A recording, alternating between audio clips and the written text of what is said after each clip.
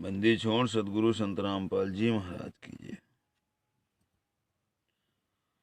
परम पिता परमात्मा पूर्ण ब्रह्म कबीर स्वरूपी सदगुरु संत रामपाल जी महाराज के चरण कमल में मुझ बिंदुदास का शिष्य है। भगत भाइयों, मैं बिंदुदास उत्तर प्रदेश के उन्नाव जिले से हूँ। दास का मोबाइल नंबर 70 126 81 835 है। भगत भाइयों,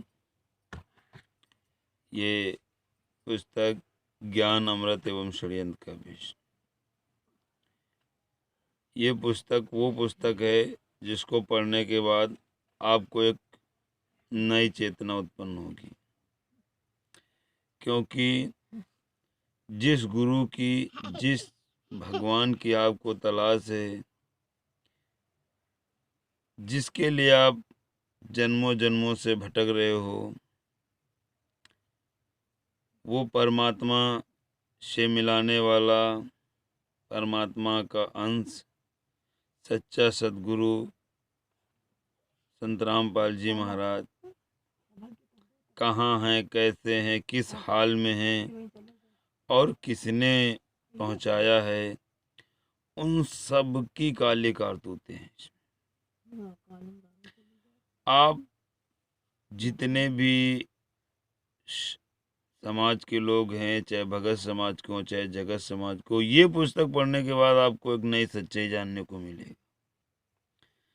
और इस पुस्तक को पढ़ने के बाद आप मैनेजमेंट के किसी भी नामदान संचालक, सेंटर वाला कोई भी हो, आप उससे बराबर बात कर सकते हो और आप जो भी वो कहेगा, आप जो है कि सही और गलत का फैसला भी कर सकते हो, क्योंकि इसमें सारे जजमेंट हैं। संत रामपाल जी ये लोग बताते हैं, ये मुनिंदर धर्मार्थ ट्रस्ट के गुंडे हैं, ये संत रामपाल जी महाराज के शिष्य नहीं हैं। एक फर्जी कबीर भक्ति मुक्ति ट्रस्ट के जो है कि गुंडे हैं। और ये लोग संत रामपाल जी महाराज को जेल में डालने के बाद आप लोगों को सीधा शब्दों में कहते हैं कि वो गुरु जी परमात्मा है, वो लीला कर रहे हैं। ऐसा नहीं है भगत भाइयों, ये लोग जेल को धाम बताते हैं। आप लोग तो स्वयं जानकार समझदार हो कि जेल धाम है या क्या है, वो आप खुद जानते हो। क्योंकि हमारा एक भाई भी अगर जेल जाता है तो कहता है कि भगवान ना करे कि दुश्मन को जेल जाना पड़े। तो आप समझ सकते हो। तो इस पुस्तक के माध्यम से आपको सारी सच्चाई मिलेगी कि संत रामपाल जी महाराज को जेल में पहुंचाने वाला कौन है, कैसे षड्यंत्र रच के संत रामपाल जी को जेल में डाला गया है और उसमें डालने के पीछे का क्या राज है, आपको सारा कुछ इस पुस्तक में मिलेगा। भगत भाइयों, मैं बिंदु दास उत्तर प्रदेश के उन्नाव जिले से हूँ। मैं आप लोगों को बता देना चाहता हूँ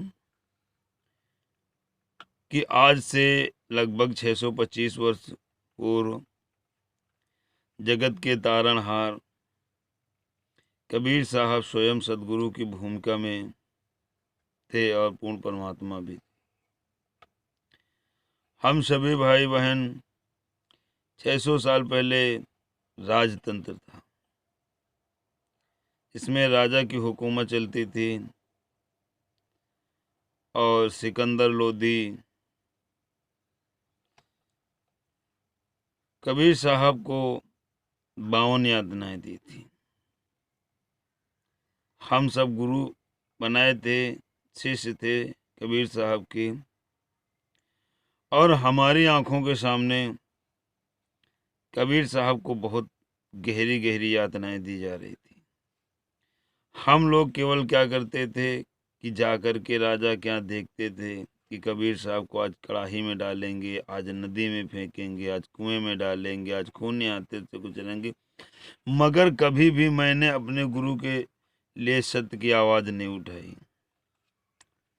हमेशा एक मूक दर्शक बन करके खड़े थे और तमाशा देख रहे थे। और उसी का नतीजा है कि हम लोग 600 साल पहले भी अपने मार्ग से भटक गए थे।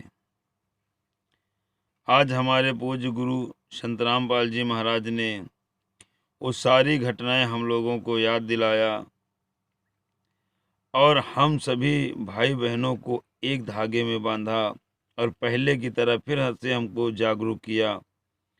और जागरूक करने के बाद उस कबीर परमात्मा की महिमा को बताया, किस प्रकार से सिकंदर लोदी शेख तकी के कहने पे हम लोगों की आंखों के सामने हमारे गुरु जी का क्या दुर्दशा करता था, हम सब लोग देखते थे। ये हमारे पूज्य सदगुरु संत रामपाल जी महाराज ने आज हम सभी लोगों को सामने रख दिया है। और जहाँ भी हम लोगों को ये काल भेजा था, कोई इटली है, कोई अमेरिका है, कोई पाकिस्तान है, कोई भोपाल है, कोई नेपाल है, तो कोई पंजाब है, कोई बुलंदशहर है, ये सारे लोगों को अलग अलग जो है भेज दिया था। मगर आज हमारे सदगुरुदेव जी की दया हुई है कि हम सभी भाई बहन एक धागे में बंधे और अपने तारणहार के प्रति जागरूक हो चुके हैं। आज अगर समय है तो हमें वो काल पिछला 625 साल पहले वाला नहीं दोहराना है। हमें मूक नहीं रहना है। हमारे गुरु जी ने सब कुछ बताया है। आज हमें अपने भगवान के लिए, अपने गुरु के लिए आवाज़ उठानी है। क्योंकि अगर 600 साल पहले अगर हम लोग आवाज़ उठाते तो शायद हमारे गुरु जी को सिकंदर लोधी इतनी यातनाएं नहीं देता।